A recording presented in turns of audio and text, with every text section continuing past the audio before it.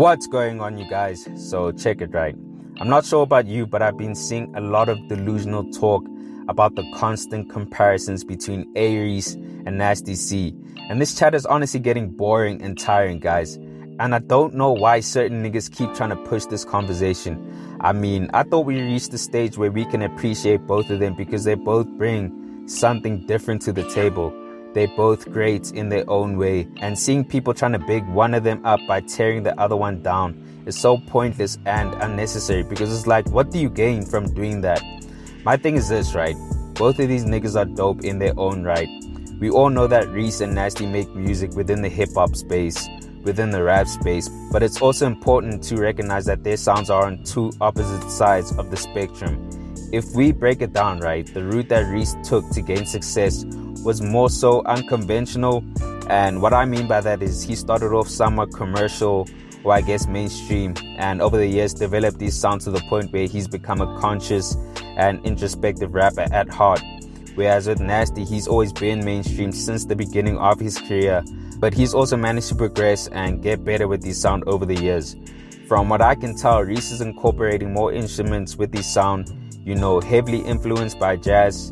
And I mean, we just saw him feature So Mariope twice on Heaven Can Wait, who is a jazz artist. Whereas with Nasty, he's more so influenced by those 808 beats, those trap sounding beats. So my thing is this, right? They both have their own sound and they're both killing it, because the music that they produce and provide to us is some of the best we have in the country. And I understand that hip hop is a competitive sport and we always feel the need to voice who's better between the two. But comparing their sound is honestly pointless, guys.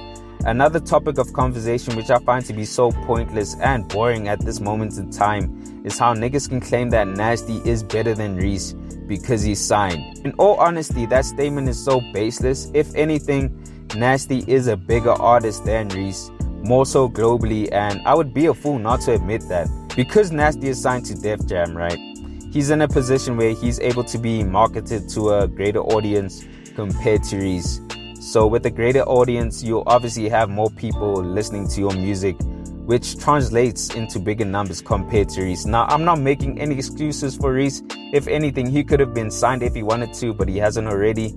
So yeah, Nasty is a bigger artist compared to Reece. We all know how things went down for Reece at Ambitious Entertainment. So he's obviously been put off from ever signing to a label, and looks like he'll be staying independent throughout his career. So I've got a question for you guys, and please leave your bias behind. Does being signed to a label automatically mean that you make better music than someone who isn't signed? I only ask this because we have some delusional people pushing this narrative, and my thing is this, right? If you're talented and make really good music, which Reece and Nasty both do, does it really matter if the one is signed and the other isn't? At the end of the day, right, you're dealing with two niggas who are on two different paths. The one is mainstream and has a whole label backing him, whilst the other is introspective and independent. So why even bother trying to compare them? What's the point of trashing the one just to highlight the success of the other? Can't we just appreciate them both for what they've done for SA hip hop and appreciate them for what they're still doing in the game? I don't know, guys. Like, I just feel as if we passed the stage where we need to put them up against each other.